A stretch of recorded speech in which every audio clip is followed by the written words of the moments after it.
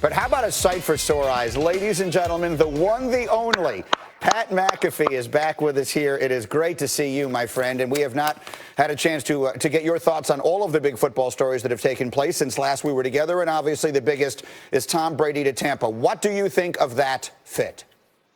I think it isn't. By the way, Greeny, thank you for having me. I watch you every morning. It's an honor to be chatting with you again. I feel like I'm getting smarter by the minute just looking at you on my phone right now. And welcome to the internet, by the way, with FaceTiming all your guests from their houses. For me, I don't think Tampa was the sexiest fit whenever you talk about from a headline perspective, because Tampa in the football world hasn't been relevant for a long time. But once you started seeing it start to add up, and Bruce Arians came out with Jason Light and said, we're going to give him roster control. We're going to offer him up a lot of money. We got Godwin. We got Evans. And if the reports are true that Tom Brady and Antonio Brown are kind of a package deal, Bruce Arians has dealt with Antonio Brown in the past, as has Tom Brady. You put Antonio Brown on that offense, this Tampa Bay Buccaneers team is going to be must-see television. And ultimately, at the end of the day, for the first time in 20 years, Tom Brady got to make a decision that a lot of players get to make, and that is, where will my future go? And down to Tampa just seems like it's going to be a very good fit in my eyes. Anytime you can get TB12 in your city, in your building, you're immediately going to get better. And with Bruce Arians, Clyde Christensen, Byron Leftwich, Tom Moore, who backed up Johnny Unitas, he's all down there. It's a swan song for that coaching staff to get the greatest of all time. I'm excited to see what they do with it. And they have a sneaky good defense. And Shefty just tweeted in the last 15 minutes that a large number of players have reached out to the Buccaneers to say they're interested in going there. Here, we have it. Since word surfaced that Brady is expected to land in Tampa, an unexpected high number of players have reached out to the Buccaneers to let them know they want to join the former Patriots quarterback there, per league sources. Good job by the staff getting that built so quickly. So, Pat, I want to ask you this question. If they're able to put together a few other pieces around him, whether it's Antonio Brown or not, is there a reason why this team cannot go to the Super Bowl? Do you see a scenario where Tom Brady is back in the Super Bowl this year representing the NFC?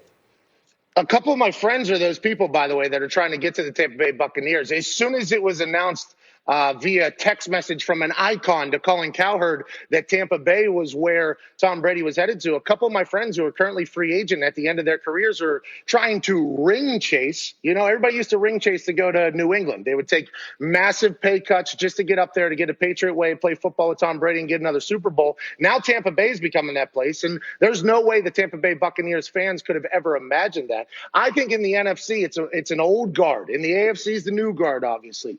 Patrick Mahomes, Lamar Jackson in the AFC, and Bill Belichick still there. That's going to be a monster. But in the NFC, you got Aaron Rodgers, Drew Brees, and that 49ers team. It's going to be very difficult to make it back to the Super Bowl. But I don't see how you could ever rule out Tom Brady with one of the most explosive offensive weapons set, which is what the Tampa Bay Buccaneers will have next year. I think they're immediately in conversation, and I think they're going to be a team that everybody's going to want to watch. And I think they're going to have a lot of success. All right, so you mentioned Belichick. Let's talk about him for a minute, because Belichick without Brady becomes a fascinating point. He spent his first 5 seasons as a head coach with the Browns. He had one winning year in '94. That was the only time he made the postseason. There were a lot of extenuating circumstances there, but it is what it is. In 2008, Tom Brady tore his ACL in the season opener. Matt Castle stepped in.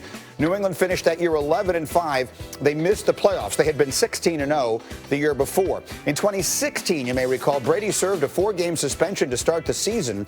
Belichick went 2-0 with Jimmy Garoppolo, 1-1 with Jacoby Brissett. That loss was to Rex Ryan.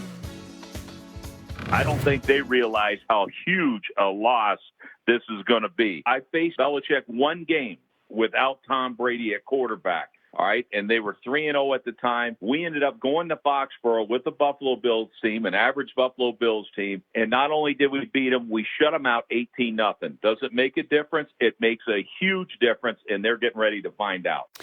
That was Rex with us just the other day. So, McAfee, let's talk about Bill without Brady. What do you think is at stake for him right now?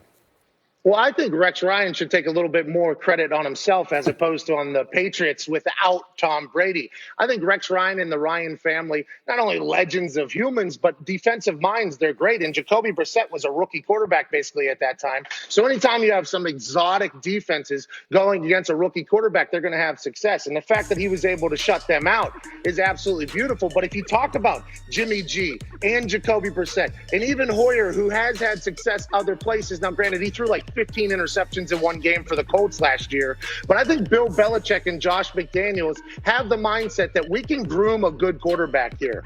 I don't know if Jared Stidham's their guy, but I think they have a lot of faith in the fact that there has been great quarterbacks in their organization who has gone on to do great things in other places. Jacoby Brissett a year ago, for the first 8 games before Cam Hayward picked up an offensive lineman and dumped him on his knee, was an MVP candidate. That's 100% a fact. He was playing great football. So I think Bill Belichick, Josh McDaniels, you saw Bill Belichick not go to the combine. You've seen Bill Belichick do things over the last 20 years that no other coach or GM would be able to get away with.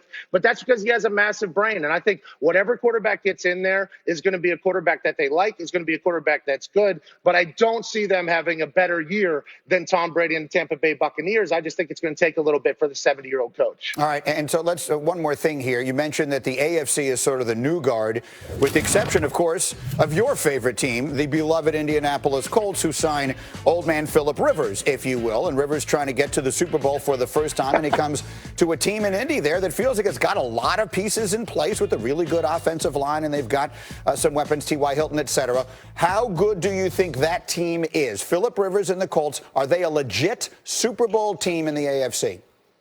Well, they're my favorite team because they grossly overpaid me for a long time to do something that was minimal work. So I absolutely love the Indianapolis Colts.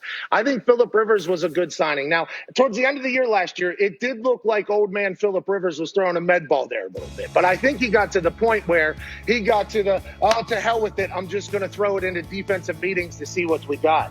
I got a DM from Jacob Hester, the old school LSU legend who played with Phillip Rivers with the Chargers. He said anybody that plays with Phillip Rivers is their favorite teammate because the guy just absolutely loves football. He's a competitive man. He likes growing his family and he likes ball. That's all his life revolves around. He told me a story about how one year, whenever they came and played against the Colts, the night before the game, the Indiana High School State Football Championship was happening at Lucas Oil Stadium. Phillip Rivers dragged Jacob Hester over there just because he wanted to see what Indiana high school football was like.